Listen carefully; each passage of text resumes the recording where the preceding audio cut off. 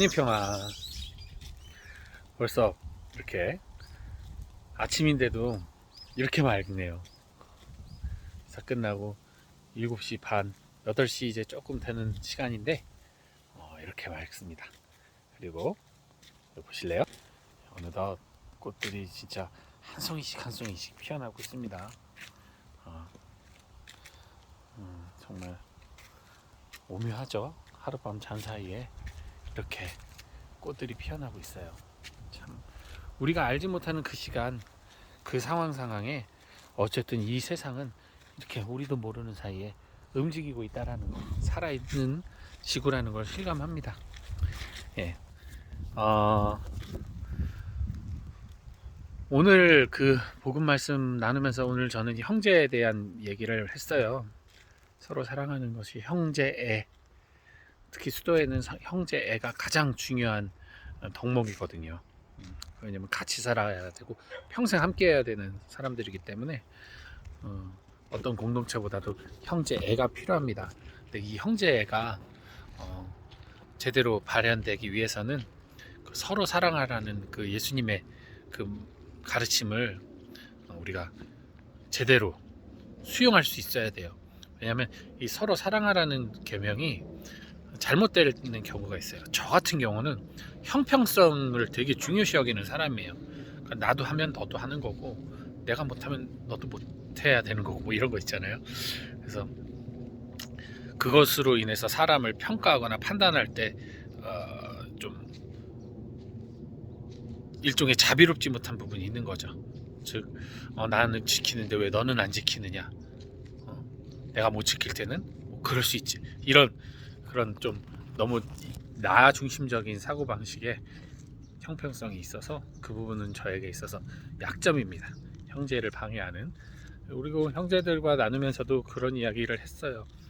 어떤 형제는 형제를 실천해야지 하면서 사랑을 나눈다고 자기가 다 참고 다 인내하고 다 하다가 보니까 나중에 진짜 이제 내적으로 상처를 입어서 우울증에 걸리기도 하고 나가기도 합니다.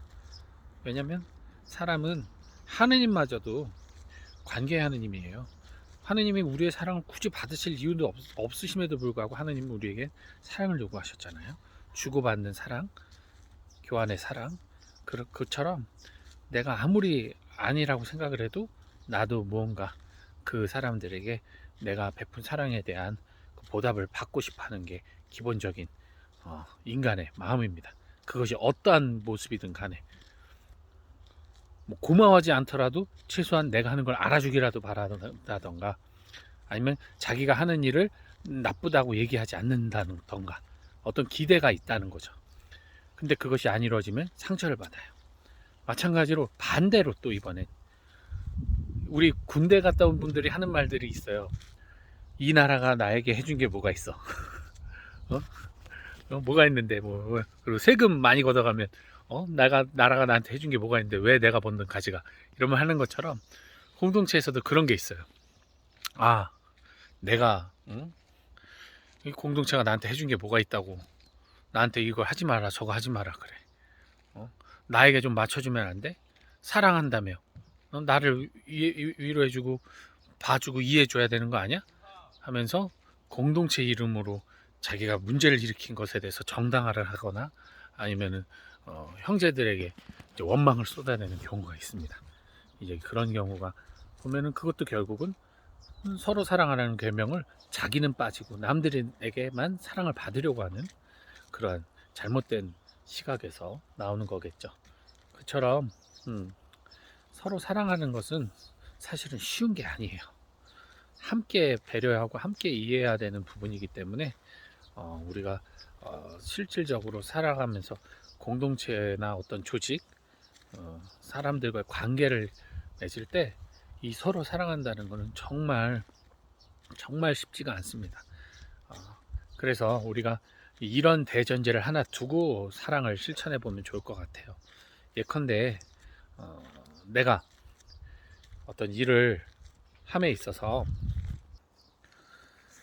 이것이 누군가에게 기쁨이 된다고 생각하고 일을 하면 그것은 정말 선행이 되는데, 이것이 누군가에게 화가 나고 누군가가 잘못됐다는 것을 증명하기 위해서 하는 일이라면 옳지 않은 거잖아요.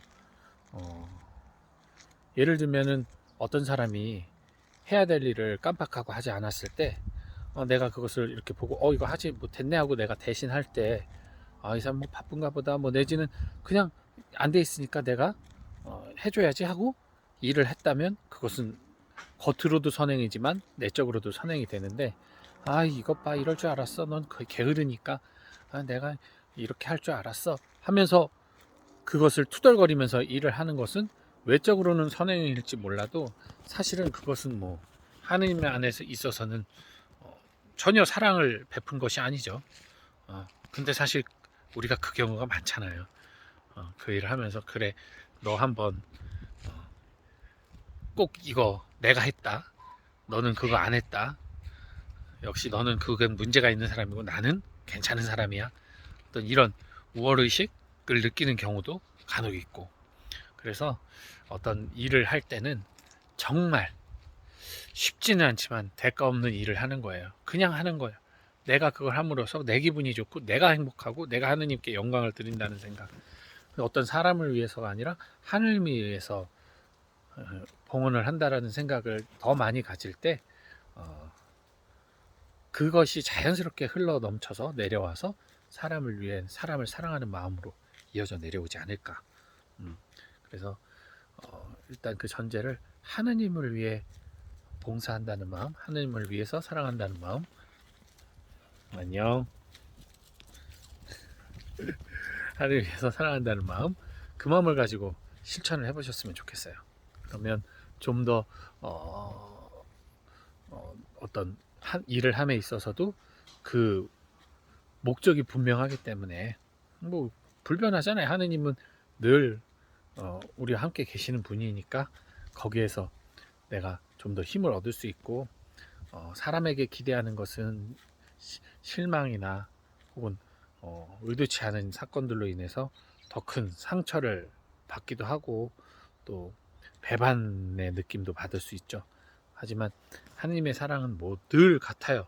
하나님의 사랑은 뭐 이 세상에서의 어떤 그것이 아니라 우리가 구원을 받는 영원한 생명을 얻는 것에 그 목적이 있기 때문에 하나님의 사랑은 변할 수가 없죠.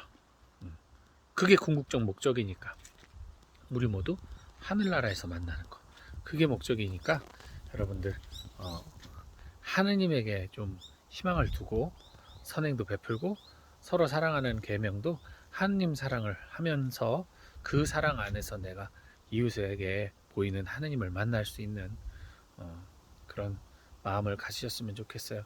Love one another. 그 서로 사랑하라는 것은 정말 한 사람 한 사람을 그냥 뭉뚱그려 사랑하는 것이 아니라 정말 한 사람 한 사람을 귀한 주님처럼 여기고 사랑하라는 주님의 명령입니다. 유일한 명령이고 그리고 그만큼 가장 귀한 명령이죠. 그래서 나 혼자만 사랑하려 하지 마시고요. 사랑하는 것은 솔직하게 드러내셔서 표현하셔야 돼요. 서로 사랑하라고 했을 땐 내가 사랑을 베푸는 그 사람에게 내 사랑을 드러내 보일 수 있어야 돼요. 몰래 하고 그게 아니라 선행을 베푸는 건 몰래 베풀지 몰라도 사랑은 몰래 하는 게 아닙니다.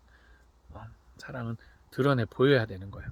그래서 서로가 사랑을 나누면서 함께하는 그런 아름다운 신앙의 공동체도 이루시길 바랍니다. 주님 평안.